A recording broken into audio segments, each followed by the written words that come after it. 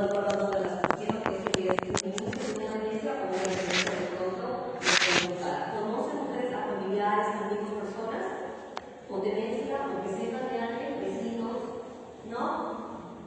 Ese es otro gran problema, que usualmente las demencias están infradiagnosticadas. Lógicamente, si esta charla fuera a 200 médicos, psiquiatras, internistas, lógicamente todos van a levantar la mano porque ven pacientes o tienen, o a 100 cuidadores de mesa tienen personas con demencia, pero los números son altos. Esta es la introducción, vamos a hablar para la cita de la primera parte. Introducción, incidencia, prevalencia, factores de riesgo, conclusión. Ahí nos faltan los datos de cada 3 segundos en el mundo, en todo el mundo, en los 5 continentes, dice el reporte mundial de salud que hay un nuevo caso de demencia. Cada 3 segundos. Es decir, hoy por hoy en el mundo tenemos millones de personas con demencia. ¿Por qué se explica la demencia que haya crecido más? ¿Por qué? Porque se sabe de que la esperanza de vida respecto a años antes, a los 60, por ejemplo, la esperanza de vida ha incrementado, ¿correcto? ¿Por qué ha incrementado? Porque hoy ya tenemos antibióticos, tenemos medicamentos para la presión, para la diabetes, existen especialidades como cardiología, geriatría, etcétera, que va cuidando más a la población. Antes no, antes la gente fallecía con enfermedades infecciosas, con neumonía, etcétera. Y eso significa que la calidad de vida, o la esperanza de vida, llegaba a los 45, 49 años. Hoy, en cambio, la esperanza de vida ha aumentado en 22.7 años de manera general, alrededor de los 70, 71 años. Hay países en donde, en Europa, por ejemplo, la esperanza de vida es de 85, 90 años. Y son personas que están completamente funcionales, caminando. Igual a aquellos que están aquí, yo creo en mi consulta de 12 pacientes que he visto, 7 eran de 80 años, y todos los otros de 50, que van con otras cosas, pero curiosamente, incluso yo tengo una paciente que hoy cumplía 100 años.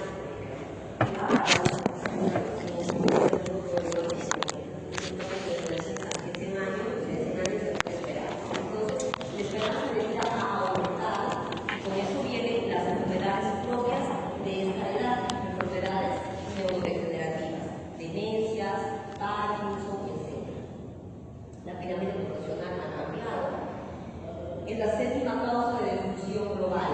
Eso se habla por toda la falta de tratamiento que hay. ¿Cuántas personas hay con demencia? 57 millones de personas. Hay nuevos reportes que dicen alrededor de 50 millones. Ese es el número fuerte. ¿No? Hoy por hoy, 50 millones de personas en el mundo con demencia y más del 60% son en países de ingresos bajos como los nuestros. Por el alcance a mala alimentación, bajo grado de nutrición, etc. Entonces vemos que 10 millones de nuevos casos al año de personas con demencia. ¿Ya? De manera general, entonces, si es que no se hace nada respecto a estos problemas, si hoy tenemos 50 millones de personas en el mundo con demencia, se estima que para el 2050 tengamos más o menos el triple de casos, o sea, 150 millones de personas con demencia. Es por eso que en la consulta se intenta adoptar metodología, aunque sea con un neurólogo general, o sea, de no de entrenamiento renal especial, por lo menos un paciente o dos van a ser con problemas de memoria. ¿Ya? Se hacen las comparaciones en Estados Unidos, miren cómo fue avanzando por edad. A partir de los 65 años va aumentando y duplicándose los casos, miren, 6.1% a los 65 años, a partir de los 75 a los 74 va aumentando, y más de 85 años, 13.8 de personas, de más de 85, 13, por lo menos, o 14 si quieren, tienen problemas de diagnóstico de demencia.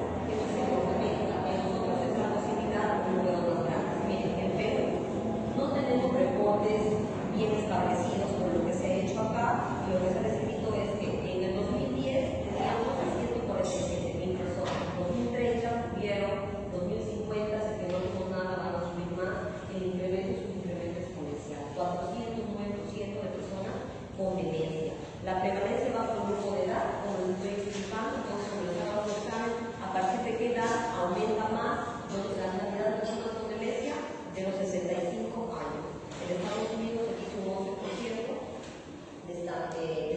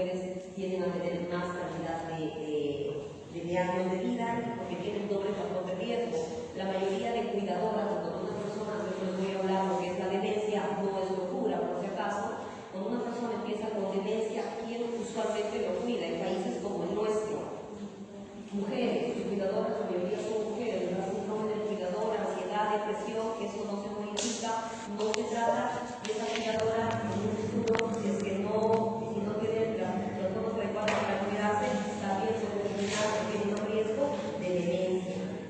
El grado de instrucción en los primeros años, el grado de instrucción, aquí tenemos en nuestro país más centrado, 15% se reporta en las últimas publicaciones que han salido, que tenemos de personas con menos de 4 años de grado de instrucción. Por ende, vamos a tener menos reserva cognitiva. La reserva cognitiva es lo que nosotros lo vamos formando a medida que vamos acumulando años de educación formal, y eso nos protege también de las demencias. En la zona rural, eso es un trabajo de investigación que estamos haciendo en Huancayo. En la zona rural versus la zona urbana también vemos que lamentablemente en la zona rural hay más casos de demencia que están infradiagnosticadas. La diferencia es que en la zona rural, ¿qué es lo que observamos? Las personas usualmente trabajan en el campo, trabajan haciendo esas cositas de arte, y para esas manualidades a veces pues no se dan cuenta todavía, o se dan cuenta cuando uno tiene 86 años, el otro tiene 85, y todavía están funcionales, pero cuando les hacemos una escala de memoria, fallan, porque ya tienen oídos en su día a día. Pero como esas son actividades, el señor Alfarero, que ha hecho esas actividades toda su vida, todavía las sigue haciendo. Si no le hacemos el diagnóstico a tiempo, después de 1 año, 2 años, va a olvidar esas funciones posiblemente, y ahí es recién donde los familiares toman conciencia, creen que la demencia es cuando ya se olvidan, cuando hablan incoherencias, y no, la demencia empieza 20 años antes.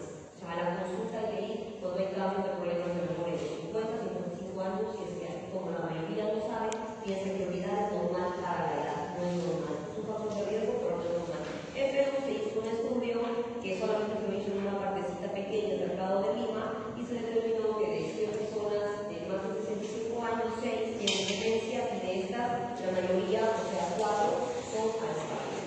Casos económicos traen la demencia, por supuesto, billones de dólares. Si es que no hacemos nada al respecto, pues esto vamos a continuar teniendo. Factores de riesgo. Eso es importante para que lo tengan, como que esos exámenes van a tomar. Factores de riesgo. Livingston estudia los factores de riesgo desde el 2005 más o menos, y él ha ido siempre actualizando los factores de riesgo. Los factores de riesgo es en donde nosotros, como un país de bajos recursos, deberíamos incidir, porque eso es lo que nos va a ayudar a modificar el curso y los números de esta enfermedad. Se publicó primero 7, luego subió a 10, luego a 12, ahora estamos en 16 factores de riesgo, de los cuales eso se publicó, si no me equivoco, en agosto de 2024, que está en Lancet Neurology, agosto de 2024. De los 16 factores de riesgo, 14 son modificables, 2 son no modificables. ¿Cuáles son los factores de riesgo que no podemos modificar para convertir en demencia? La edad. ¿Cierto? La edad a partir de 65 años aumenta, no podemos dejar de cumplir. La otra que no podemos modificar es ya. Hay más prevalencia en lo que es eso, cuando no se puede cambiar, pero otra cosa más es la genética. O sea, si uno de ustedes, por ejemplo, preguntaba, tienen un abuelo o un padre con problemas de demencia tipo Alzheimer, tienen 3 veces más la posibilidad de también tener esta enfermedad. Entonces, eso es un factor de riesgo que genéticamente no podemos modificar. Hay estudios de genética que se hacen, sí, para ver si hay factores de riesgo. Acá en el Perú existe, si existieran hasta hace una semana, que ya lo cerramos. He tomado pruebas de genética a todas las personas de más de 65 años que me daban la consulta, ya sean familiares de personas con Alzheimer o personas con Alzheimer. Esto se ha hecho gratuito y hemos podido mirar eventualmente, pronto lo vamos a publicar, cuál es el componente genético en Perú. Entonces, eso se hace, sí lo hacemos. Lo hacemos solamente como método de investigación, porque aquí una prueba genética vale como $2.000, un mínimo de $900 para neurodegenerativas, no es para todo. Lo hemos hecho gratuito. Entonces, pero esa genética no podemos cambiar. O sea, la genética no se puede cambiar, al menos hasta ahora. Factores de riesgo que sí se pueden modificar, de acuerdo a la edad, de la edad temprana, en donde se estimula o desde dónde empieza a nacer la cantidad de años de educación formal que tenemos, desde que nacemos, desde que nos mandan al pre-kinder, al kinder. Entonces a veces hay muchos iletrados o muchos que tienen 4 años de grado de instrucción y no más, están en las zonas rurales. Esto es algo que sí lo pudiéramos modificar, si se ponen a hacer, bueno, va a depender mucho del Estado, lógicamente, con muchas políticas que tendrían que establecer. Otro factor de riesgo que podemos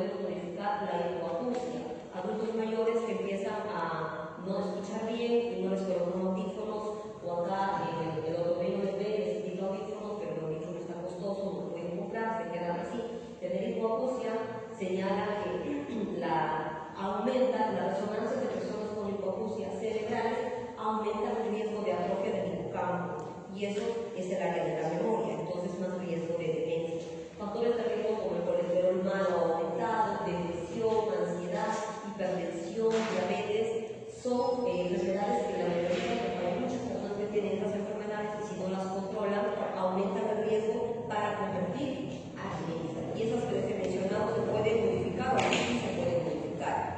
Sedentarismo, la exposición a estos deportes de alto impacto, donde estos donde se golpea mucho, hubo muchos temas donde se querían publicar artículos y no nos dejaban algunas de estas cosas por todo lo que venía después, porque hay muchos deportistas que ahorita están con demencia, porque por la cantidad de golpes que recibieron en su cabeza. Entonces hay que hacer esos deportes, sí, pero de manera adecuada, tiempo de tiempo. Y eso ya se ha demostrado que el exponerse a traumatismos, encéfalos craneanos de manera repetitiva aumenta el riesgo de, no causa, pero sí aumenta. Vivir en una zona más contaminada, donde están más cerca, donde pasan, los que viven cerca de los puentes, donde hay mucho más monóxido de carbono, puentes de cruces, donde hay muchos paros, ellos también.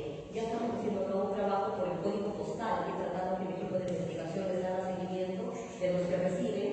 Si no, o sea, todavía no se hace el análisis, pero sí veo que los que vienen de esas zonas, la mayoría son las dos zonas, las de esas zonas.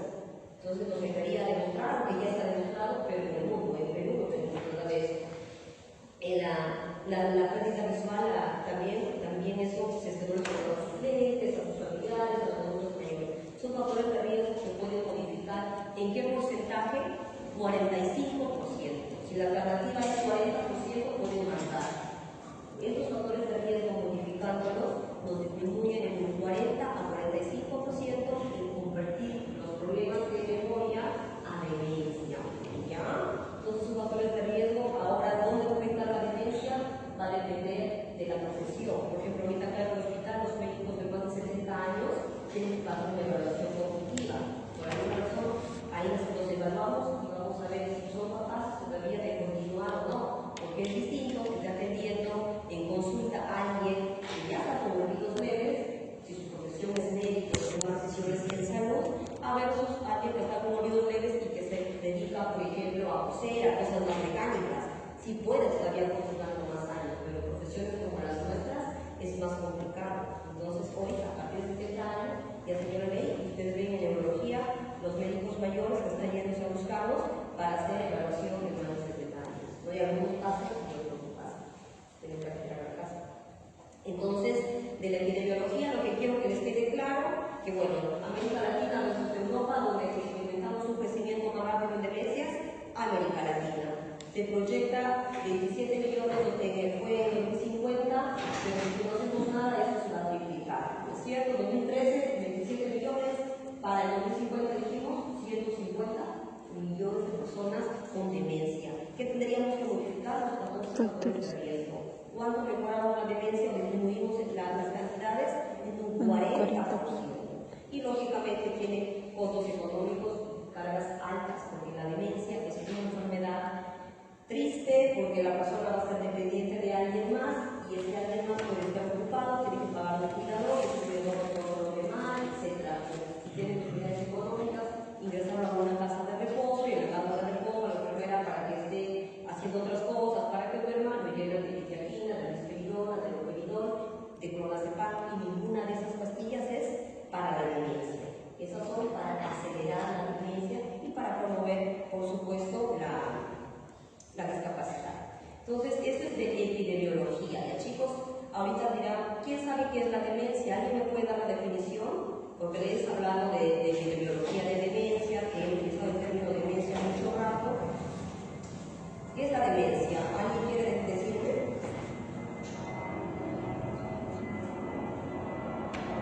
¿Alguien levanta la mano? ¿O habla de manera voluntaria? Ponga la lista y llamo al primero que aparece en mi exhibición. Vamos a ver demencia para lo que se trata. Por si acaso, todas las cosas están actualizadas, no siempre charlas, pero ya te las 3 semanas.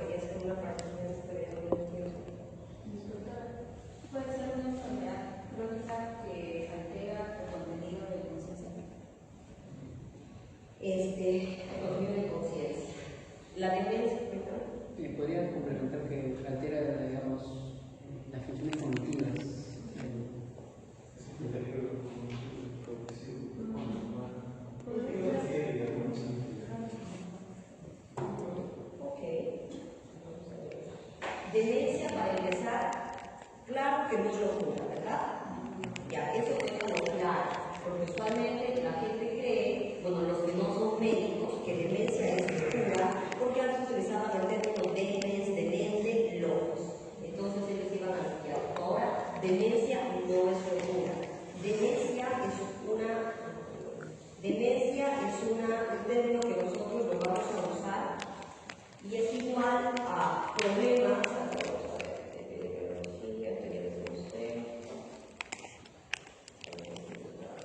Demencia, miren, acá teníamos entonces. Demencia es problemas de memoria, una persona con problemas, ya sea de memoria, de pensamiento, de conducta, a veces los tres juntos o a veces por separado.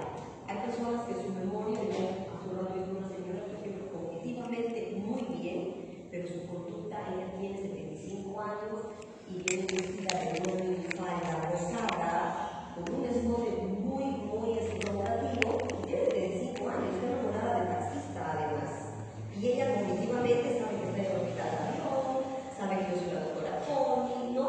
Entonces ella es una demencia, posiblemente frontotemporal, ¿verdad? Entonces la demencia es, ella tiene problemas en conducta, pero su memoria todavía está bien. Hay otros síntomas que empiezan con problemas de memoria. Entonces, de acuerdo al síntoma inicial, vamos a ir nosotros dirigiéndonos a qué tipo de demencia. Luego vamos a ver qué tipo de demencia. Pero demencia puede ser entonces problemas de conducta. U otros que de pronto empiezan a ser más celosos o celosas de lo normal. Tengo un paciente que lo encierra a su esposa bajo llave. O sea, le doy una llave por la espera y él se va a hacer sus compras a la casa San Miguel. Le va a callar, le va a hacer las compras a la casa San Miguel y la señora pues se quedó, ¿no? Entonces, ¿qué pasó? ¿Qué pasa?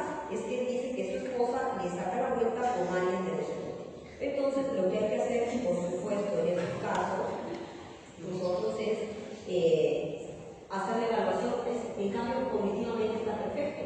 Se va en el bus hasta Plaza San Miguel, hace sus compras, regresa y se va. Entonces, maneja dinero, la parte cognitiva está bien, la parte de razonamiento está bien, pero se tiene alucinaciones visuales, porque ve a su esposa como otra persona, sabe como alguien que no existe. Un día estuvo el hijo y le dijo: ustedes no son infieles. Entonces, es doloroso que tú tengas a tu mamá ahí y tu papá le diga que te está viendo en la cama con tu hijo. O sea, son cosas muy fuertes, ¿no? Lo otro es, entonces, problemas de conducta, problemas de pensamiento, problemas de alucinaciones, la celotipia y problemas de memoria. Los casos más típicos, ¿cuáles son? Lógicamente, los problemas también de lenguaje, funciones superiores. Entonces, cuando hablamos de demencia, tenemos memoria, memoria, emociones, pensamiento, comportamiento, funciones superiores, las principales, que pueden estar juntos o pueden ir precedidas. Pero, ¿cuál es la característica principal para hablar de demencia? Miren, tenemos nosotros un continuo, cuando hablamos un continuo en la memoria.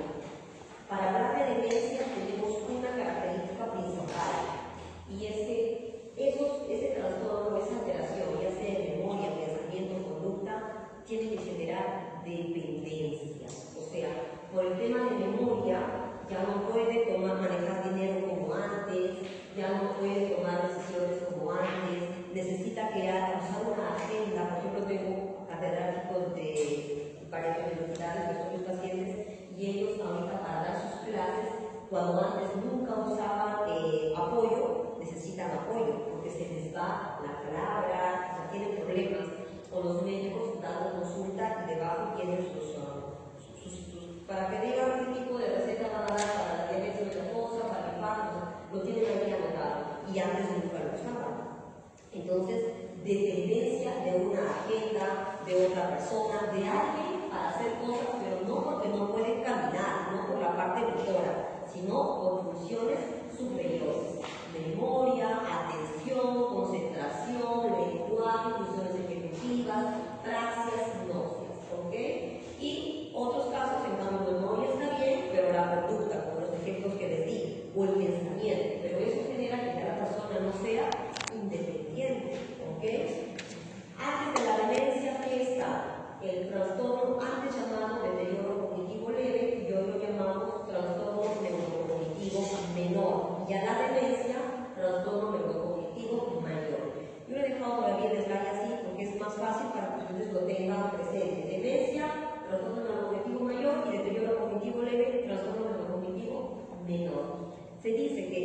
como ven, del deterioro cognitivo leve a la demencia 2 a 5 años y no se nos da al respecto, van a progresar estos pacientes. Ahora, ¿qué es deterioro cognitivo leve? Estas personas que vienen a nuestra consulta diciendo que se olvidan, o a veces ellos no se dan cuenta, se la cuenta el hijo, la hija, y la traen a la consulta al papá, o se la traen a la mamá, o traen al papá, les hago yo una escala cognitiva, MoCA, Mini-Mental, test de alteración de memoria, ustedes pueden hacer cualquiera de esos también, en la que estén entrenados. Se realiza esa escala que demora 5 o 10 minutos máximo y vemos que efectivamente el punto está por debajo del valor normal. Un MoCA por debajo de 26, olvidos leves. Entonces, trastorno neurocognitivo menor.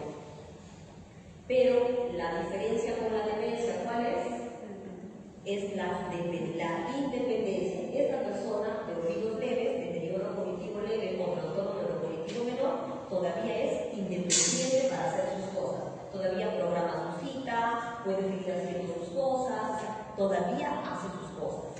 Entonces, la idea es que nuestros pacientes, por lo menos las personas, se enteren de esto y lleguen a la consulta cuando están en olvidos leves, porque así como hay conversión a demencia, un autor que se llama Roexel desde 2012 ya publicó un primer paper donde decía que el olvido leve puede ser reversible. ¿Han visto? Reversión anual. Algunos papers luego dijeron 18, otros 24, otros 26% de 100 personas. Eso es ya por investigación, porque algunos colocaron unos factores de un tipo de, hicieron una metodología distinta a la otra, pero en general sí hay reversión.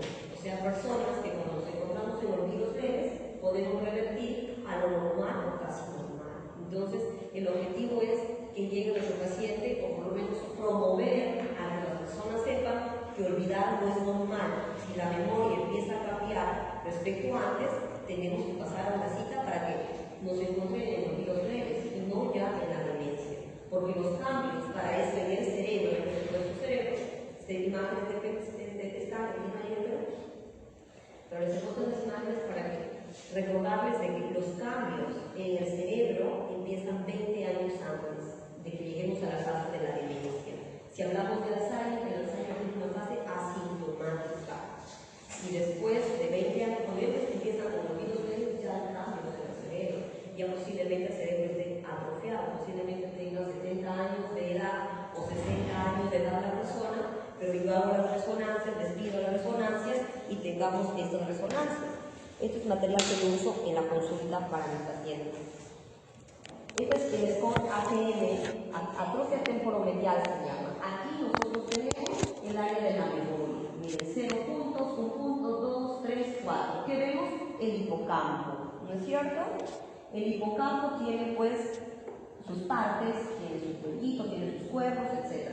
Pero nosotros cuando vamos a evaluar estas resonancias, les pido una igualita, el corte coronal T1 se llama, ellos traen y yo les comparo y cuando hacen la consulta se van a dar cuenta.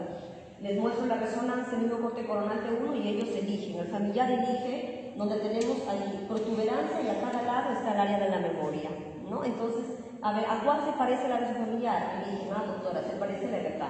Y sí, pues nosotros estamos ahí para verificar. 4 puntos. 4 puntos es un cerebro de 120 años. No llegamos a los 120 años, entonces de alguien con demencia tipo Alzheimer.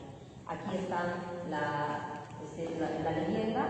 Dice, una persona de menos de 75 años que tiene un score ATM mayor o igual a 2, ya es anormal.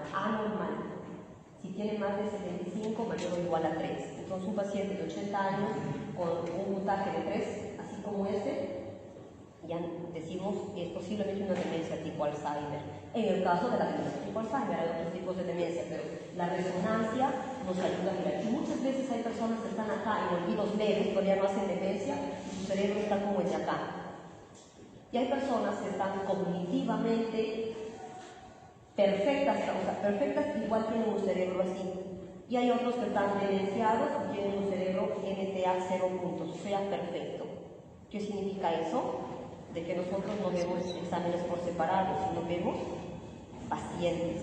Por eso es que tenemos que hacer un análisis clínico entre la resonancia que vemos y nuestros pacientes. Este es un biomarcador estructural que nos ayuda a mirar la conversión la demencia más estudiada va a ser el Alzheimer, por eso que vamos a hablar más un poco de Alzheimer, es la que más van a ver y la que más estudios tienen. Y justamente las resonancias, aquí en el hospital tenemos resonador y hay corte coronal seguro, entonces nos ayuda un montón. Y si alguien no tiene posibilidades económicas, una tomografía nos ayuda en un corte coronal. Ideal va a ser la resonancia, claro, pero hay personas que ya con olvidos leves les hacemos resonancia y tienen una resonancia así, un score ATM 4 puntos o 3 puntos, entonces tiene alta conversión a demencia, hay que trabajar más y hay que explicarles. Por eso en la demencia hacemos 2 consultas.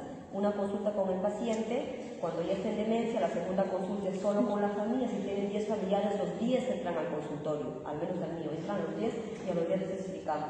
Y si vienen en deterioro cognitivo leve, la siguiente consulta todavía tiene que entrar, aún puede entrar el familiar y el mismo paciente porque todavía está consciente. Pero cuando ya tiene demencia, decía al paciente con demencia que tiene demencia, va a decir que está diciendo no, lo vamos a definir y la cita se hace solo con la familia para explicarles. ¿Por qué? Para que recuerden, porque la persona con demencia es dependiente de años. Es la enfermedad más triste, porque si a uno de ustedes, a su papá, a su mamá, que se yo alguien, le diagnostican demencia, ¿de quién va a depender? De ustedes, de la buena o mala voluntad que tenga el hijo o la hija, del bastante tiempo o poco tiempo que tenga el hijo o la hija, porque esta persona ya no puede hacer sus cosas sola. Entonces, tiene demencia, pues si le sacan la consulta, si le dan sus pastillas, si le dan de comer para el paciente, perfecto, si no le dan, también, porque ya están completamente desconectados del mundo exterior. Por eso la demencia es una de las enfermedades más tristes de diagnosticar. Porque es distinto que yo te diga, de ti depende que tú te vayas mañana, o sea, de ti solo, que vayas a tus clases, a que esperes que alguien te tenga que llevar a tus clases, que alguien tenga que hacer las cosas para ti. Y de pronto esa persona no te llega, si no estás expuesto a las emociones y al tiempo de las otras personas. Por eso es la demencia es una enfermedad triste y cara. Entonces, bien, antes hablábamos de demencia solamente de manera así como que muy demencia, incluso hablaban de demencia senil, que es un término que ya no existe, ustedes ya no usan ese término de demencia senil, ustedes usan hace más de 30 años, ya por si acaso, ya que lo dice demencia senil, no han leído demencia desde hace 30 años, porque decir demencia senil es como decir que es normal que en la etapa senil, que en la etapa de la senectud, tengan las personas demencia, y eso no está bien, ¿ok? Por eso se dejó de usar, porque cuando decían demencia senil, generó que lleguen a la consulta en etapa de demencia los pacientes y que no lleguen en olvidos leves.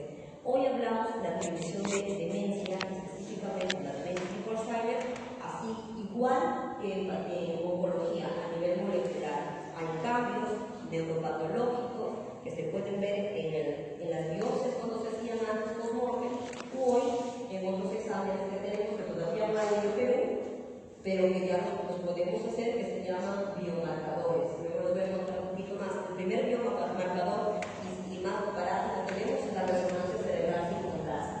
Los otros son PET-amiloide, no hay en el Perú, PET-tau, no hay en el Perú, los ácidos amiloide y tau en sangre tampoco hay en el Perú. Los tenemos, sí los tengo yo, pero mis estudios de investigación, o sea, no está ahí.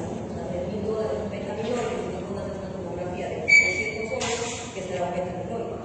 Pero esos son biomarcadores que ustedes tienen que saber, porque en el mundo ya existe. ¿Ya? Entonces la demencia ya no es una enfermedad que solamente es olvido. Hay mucha investigación y muchos biomarcadores detrás. Hoy tenemos el banco de cerebro. Yo mañana pasado ya me ubico en el ritual físico del banco de cerebros en el Perú.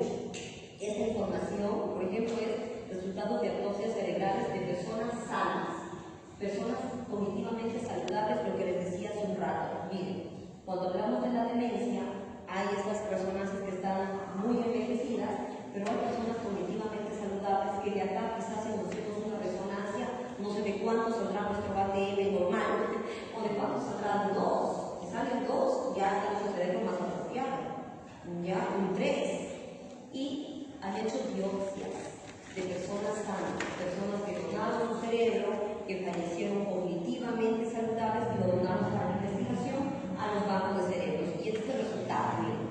Personas que, siendo cognitivamente saludables, cuando hicieron las biopsias, que encontraron patología de Alzheimer, de demencia vascular y de demencia cuerpo de leve. y son sanos.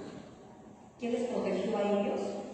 Posiblemente estos, cuando se ha hecho un seguimiento, son personas que de los 16 factores de riesgo que les he mostrado, los tenían algunos, pero los tenían bien controlados.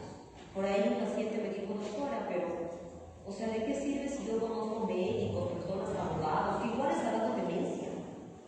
Mi papá es médico, igual le ha dado demencia, sí, pero ¿a qué edad le da la demencia a ese médico? A los 90. A la otra persona que no tenía que tenía bajo grado de instrucción, que no sabía qué, le da la demencia a los 60. De 60 años para 90 hay 30 años de que tengas de calidad de vida y que tengas que depender de alguien más para que te cambie pañales y te dé de comer. Entonces, por eso es que los factores de riesgo sí nos sirven y se han demostrado, gracias a la investigación que se ha hecho, en los cerebros que donaron a estas instituciones como banco de cerebro que ya tenemos en el Perú de servicio. El miércoles ya empieza a funcionar banco de cerebro peruano, ya para hacer investigación en demencias y en cualquier otra patología.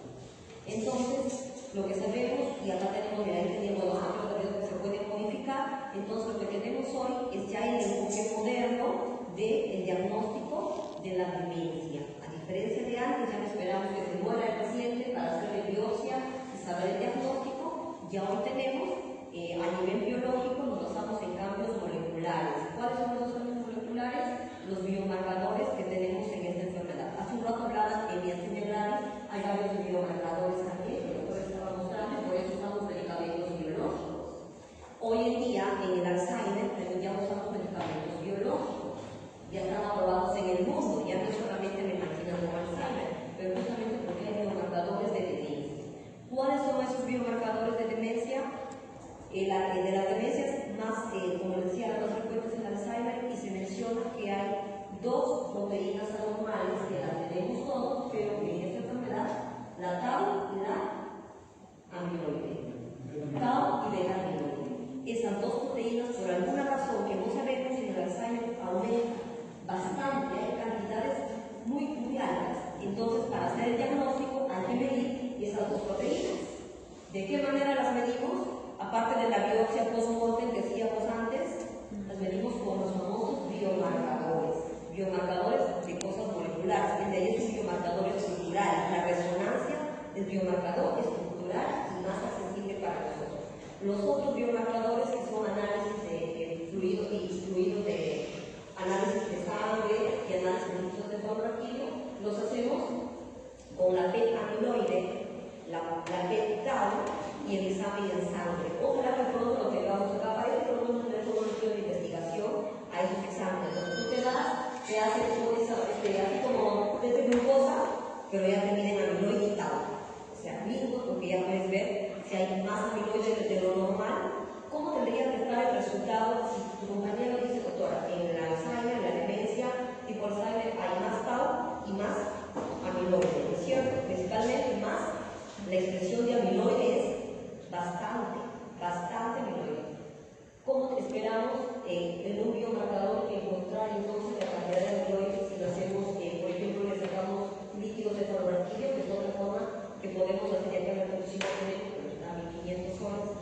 Sacamos líquido y mandamos los beta-amiloide. ¿Cuál es el valor que encontramos para hablar de demencia tipo Alzheimer? El que encontraríamos en líquidos de fluoraquídeo. ¿Alto o bajo? No quiero números. ¿Qué esperan encontrar? ¿Grandes cantidades de amiloide o bajas cantidades de amiloide en el líquido de fluoraquídeo en la columna? Para demostrar. Bajas. ¿Por qué razón? Bajas. ¿Por qué? Porque está todo acumulado en el cerebro. Ya eso no se confunda, porque los exámenes dicen, ay, no, nosotros nos han dicho que sí, beta-amiloide hay bastante, entonces lo marcan alto. El líquido de fluoraquídeo no, porque el líquido de fluoraquídeo sale de la columna. Entonces se entiende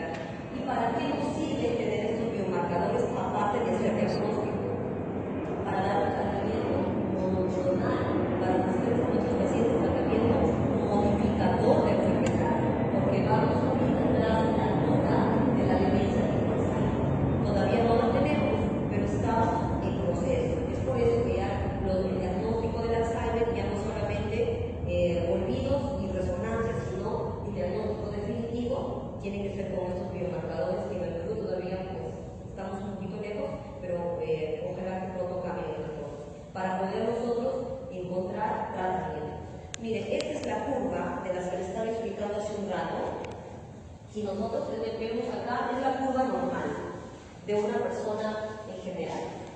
La evolución prototípica del Alzheimer.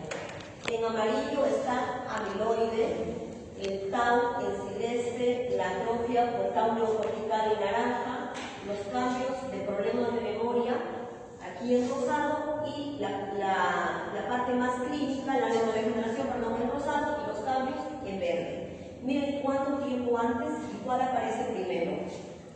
¿Cuál cambio aparece primero en la demencia tipo Alzheimer? El amiloide. O sea, el amiloide empieza a aumentar. ¿Cuántos años? Dicen 15 a 20 años antes. Miren, acá recién aparecen los cambios de, o sea, los problemas de memoria ya en fase de demencia. Por eso es que les decía, cuando llegan a la consulta, cuando antes decían demencia senil, pues se saltaban todo esto y los familiares, por desconocimiento y hasta los mismos médicos, esperaban que acá recién llegue el paciente. O sea, cuando un paciente ya llega a nuestra consulta y dice, doctora, hace 6 meses se puso mal mi papá, empezó a olvidar, a hablar de jueces, no, ya su papá está mal desde acá. O sea, ya su amiloide empezó a levantarse y a sentarse valores mucho más de lo normal. Entonces, en ese orden aparece el amiloide, luego se levanta el tau, luego ese tau hay cambios que genera atrofia en la corteza, o sea, ese biomarcador que tenemos, la resonancia que nos da atrofia, está por acá, pero lo que está mucho antes es el amiloide del tau. Por eso, teniendo marcadores para ver tau y amiloide, ver tau, líquido cefalorraquídeo, podemos diagnosticar a una persona que llega con olvidos leves y ver si esos olvidos leves son por Alzheimer. Aquí nada más. O sea, casi asintomática.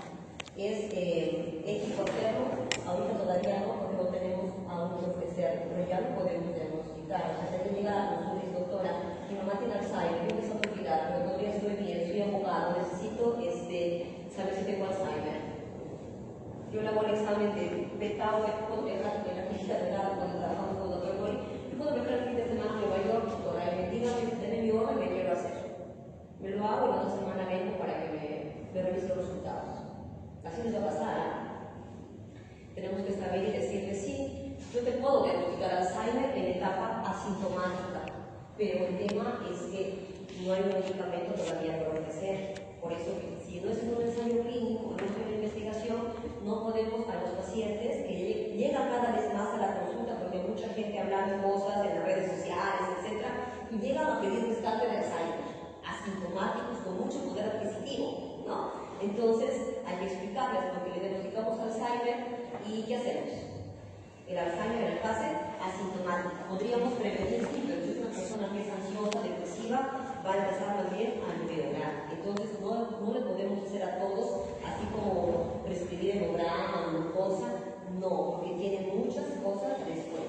Pero lo que sí tienen que saber es toda esa curva y cómo va pasando la persona por etapas. Ahora, ¿por qué quiero que sepan esto? Porque ya el diagnóstico de Alzheimer es por biomarcadores. Pero, lo que vamos a ver, les voy a mostrar luego. Ajá. ¿Por qué les hablo de los biomarcadores? Porque tenemos esto, miren, antiamiloideos. Doctora, bueno, entonces, como el amiloide aumenta, ¿qué le tengo que dar? En la investigación que se dijo, un antiamiloideo. Tengo que esa curva que les mostré de amiloide es bajarla para ver el amiloide. ¿Por qué los amiloides? Empezamos el aducanumab, el lecanemab, donanemab. Los dos que están aprobados son el lecanemab y donanemab. ¿Ya? Bajan el amiloide. El aducanumab lo aprobaron, luego desaprobaron, luego lo volvieron a aprobar y al final desaprobaron. ¿Por qué? ¿Y qué ha pasado? Incluso los últimos dos, a pesar de que ya los han aprobado, por eso es bueno que ustedes, aparte de leer los papers, también estén en el mundo de atrás, en la investigación. Hay muchos intereses. Ya hay muchos médicos, esto vale como $50,000, así, entonces quieren los laboratorios que se vendan. Pues. ¿Qué es lo que pasó? Les pusieron el antiamiloide, yo les he puesto a mis pacientes, no de estos, les he puesto el antiamiloide, que es primo hermano de estos antiamiloideos, y también paramiloide, aquí en gratuito. Y lo que nosotros vimos es que sí, bajó en estos pacientes también. De hecho, esa conferencia fue en Amsterdam, si no me equivoco, en 2023, que expusieron, y justamente decían, sí, ha bajado el amiloide. Me hicieron, ¿con qué se amiloide y punción lumbar en donde no había. En el puro le hacíamos punción lumbar. Entró con amiloide, una PET llena de amiloide. Después de un año de recibir el antiamiloideo, una PET como de una persona normal. Cero amiloide. Pero, ¿qué pasó? Que la persona seguía olvidando, seguía con síntomas. Entonces, ¿qué está pasando? Que posiblemente todos estos millones de investigación que estamos intentando para la enfermedad de Alzheimer, llegamos a esta curva que yo les he mostrado, la curva de amiloide, seguramente hay años antes, hay otras cosas. Estoy hablando. Años antes de esa curva de amiloide, parece que hay otras cosas. Antes de esta curva de la señorita, ¿qué hay? Lo que les he mostrado por aquí en un paper, hay esto. Neurodegeneración asociada a inflamación, a activación de los astrocitos, a cambios vasculares, larvas endocrinas, etc. Hay un